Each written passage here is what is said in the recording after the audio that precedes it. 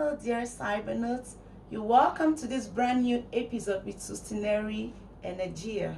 Today we're going to go further with our state policy which is most favorable in the sustainable development of natural resources in Cameroon. In our last episode, we mentioned that the production sharing contract had gone obsolete, and so there was a need for the government to change its exploration and exploitation policy. When we talked about changing its exploration and exploitation policy, we meant that in awarding licenses, the government had to stop considering monetary bidding, and it also had to stop considering the work program bidding. This is because these two types of bidding were the main ones which the government considered. In these types of bidding, the government asked itself the technical and financial capacity of their investor, and that was enough for them to award the contract to that investor. In this particular kind of bidding, the particular favorable contract to flow with this was a production sharing contract. Now, we also had other concession contracts that were good enough for this kind of bidding. So we decided to look at it as experts and came up with this idea that how can the government depend on the financial capacity and technical capacity? This is not going to help the socio-economic development of Cameroon as a nation.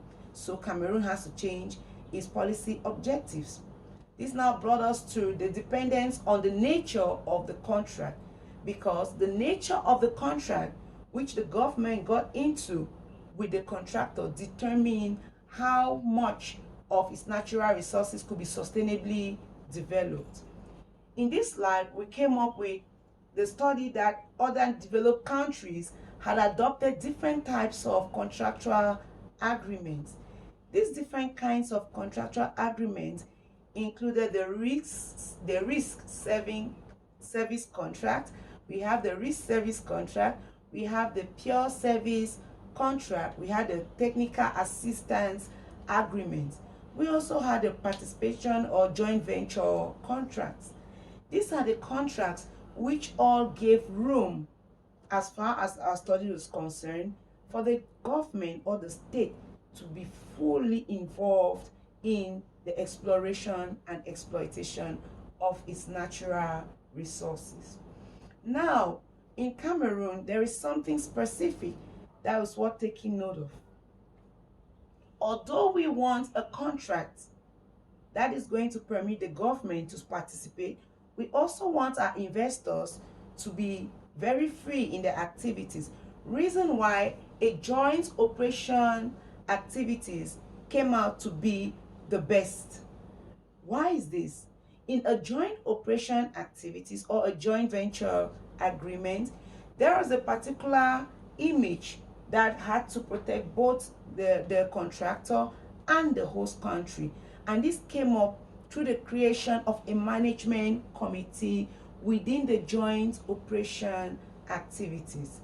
In these joint operation activities, it is this management committee that manage their day-to-day activities, ensuring that both parties obeyed the terms and conditions that were laid out in the joint operation activities. This is a contract that contains what the nation wants and what the contractor aims at getting. And through this management committee's daily activities with the company, both parties were kept aware of what is going on, aware of the profits they should be expecting. So this is what I chose to elaborate on today, hoping that this particular joint operation activities or joint venture agreement is going to throw a lot more light on why the PSC ought to be kept aside.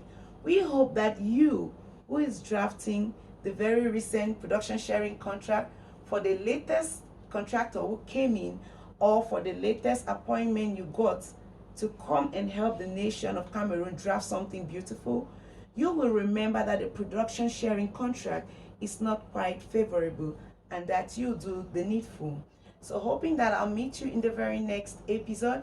Remember, you have the risk service contract, the pure service contract, the technical assistance agreement, and the joint or participation venture contracts to rely on. So thank you once more for being with me this early morning, and have a beautiful day. With you as Barrister Egbe Eyonga Kumbe, your expert in sustainable management of energy, natural resources, and sustainable development law. Thank you.